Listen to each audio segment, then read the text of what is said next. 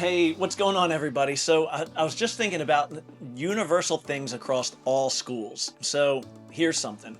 Every single school that I've ever spoken to, they have that one kid, or it's probably like, I don't know, 10 or 13 kids, depending on the size of school that you have. But the one who is always melting down in the class, always causing trouble, talks back to the teacher, the one that's always in the office, or like the person whose name makes adults cringe. Like, I don't know if you're ever in the classroom or if this student's always in your office all of the time, but you think about them first thing when you wake up in the morning and you're like, oh yeah, there's probably going to be something today. You know, it's that kid. And so here's the quiet truth that I don't think anyone wants to talk about or say out loud, is that this student is your most important work. Not because they're the loudest, not because they take up the most of your time and you wish they didn't, but here's the good news about the kid. That is your clearest signal. If you work with kids, that's the cool thing. This isn't working on a car where you hear some ambiguous noise and you're like, what the heck could that be?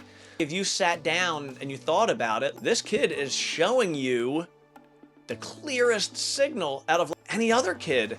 They're showing you what skills that they were never taught.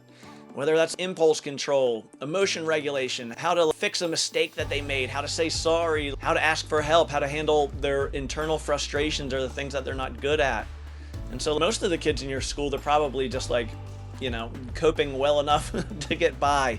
But this student, they can't hide it. They don't have those skills. They can't even just get by. And unfortunately, you know as well as I do, that makes them an inconvenience for anybody in the school that has to deal with them on a regular basis, whether that's the teachers or the principals.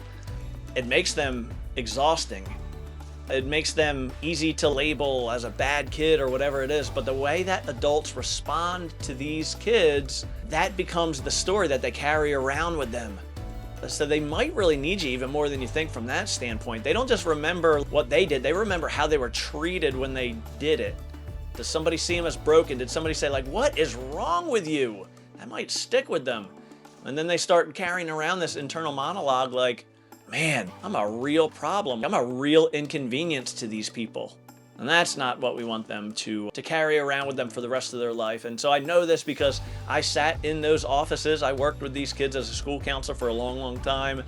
I watched how quickly a kid forms a reputation in the school from other people, but their own reputation that they have within themselves, and that's really hard to undo. So here's what I'm saying. I'll stop ranting about this hypothetical kid. My challenge to you is to slow down and put all children's behaviors, because all children's behaviors are communication, put them through a filter and try to figure out just simplify it. What is the skill that this kid needs? Because every single time a behavior is a piece of communication saying that I need something, and you know who they need? They don't need the math teacher or science teacher that's just screaming at them because they're trying to get through a lesson. They don't need the principal to give them another detention or a pep talk. They need you to teach them that skill.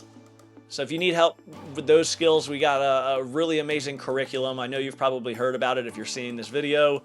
If you haven't, I'm sure there's a link around here somewhere where you can try out the curriculum that students love, but also gives you the proof that shows you it's working with these students. But I don't know, that's all I got, man. Those are my thoughts for the day, y'all. I hope everyone's hanging in there, and keep doing the work, because you're doing better than you probably give yourself credit for.